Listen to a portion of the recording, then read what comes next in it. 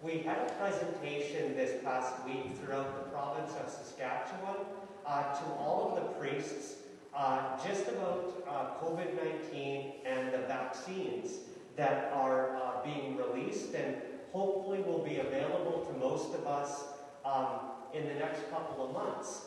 And I didn't realize there was so much vaccine hesitancy out there.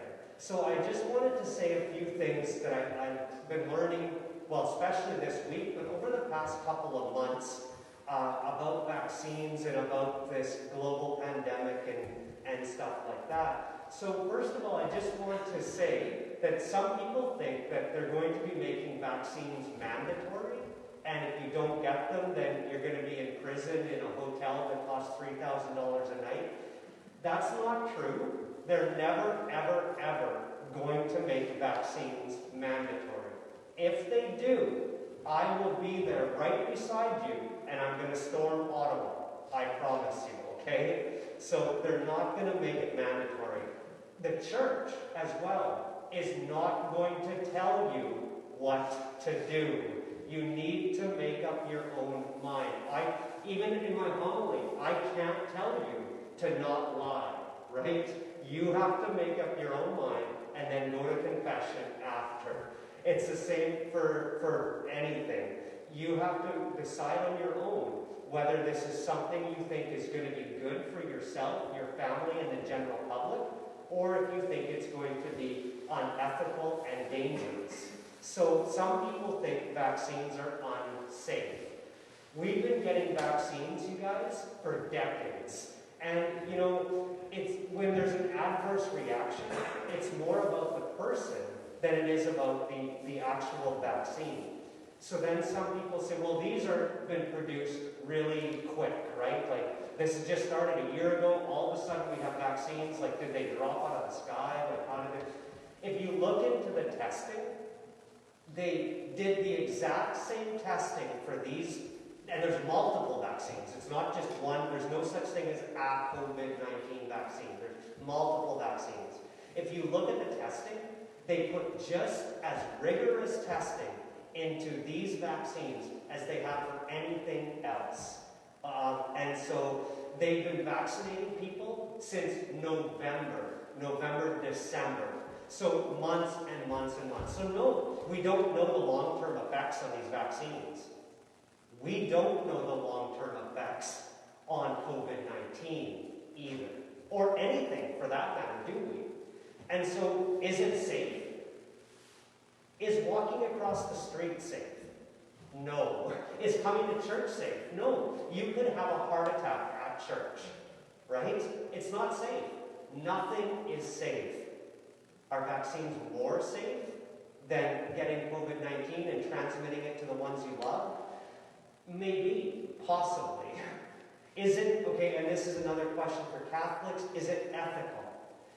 You might have heard that some of the vaccines were derived from what's called the HEK 239 or something like that cell line. And what that means is that's a cell line that was taken from a baby that was aborted in the 1960s. So this is not they're not going out and killing children to create vaccines, okay? This is 60 years ago now. And a cell line is not a cell. It's something that happened way long time ago, and they created replicating cells to continue testing. So you have to think of it this way. This is only a couple of the vaccines as well. You have to think of it this way. The Humboldt Bronco bus crash. That was an evil thing. That was a bad thing. You know, the guy that did it is in jail, right? It's not something we want to happen. But did people receive organs from that? Yes, people are alive and healthy today because of a bad thing that happened. So by accepting an organ, you're not saying, oh, I think this is a good thing. We should go have more bus crashes. No. It's God can make good come out of evil. He doesn't want evil to happen. But if there's good that comes out of it, we're allowed to use that. Now, that's only a couple of the vaccines. Johnson & Johnson uses the HEK 239 cell line, and same with AstraZeneca, but Moderna and Pfizer are mRNA vaccines. So an mRNA vaccine is a synthetic vaccine made to replicate the virus. So it's not even putting the virus inside of you. It's just putting a signal. And mRNA means messenger RNA. It's putting a signal in you that tells your body to get strong and fight COVID-19. And so there's absolutely nothing unethical about those. So please, if they give you a choice, choose one of those two. AstraZeneca, I'm not quite as certain. The church says it's still morally better to accept a vaccine if there's no other alternatives for the global health. And this is what Pope Francis has said. He still isn't telling people you have to get a vaccine. He's just saying that this is a way we can care for the poor and the vulnerable among us. So again, I'm not telling you what to do. I want you to make up your own mind using the facts. If you have any questions about this, because some people are saying, well, they just shut down all of the discussion. No, they're shutting down misinformation is what they're doing. There's so much misinformation. If you want to learn more yourself as well, the Lozier Institute, just type it in on the Google box, and it's fantastic. And they've got Catholic stuff.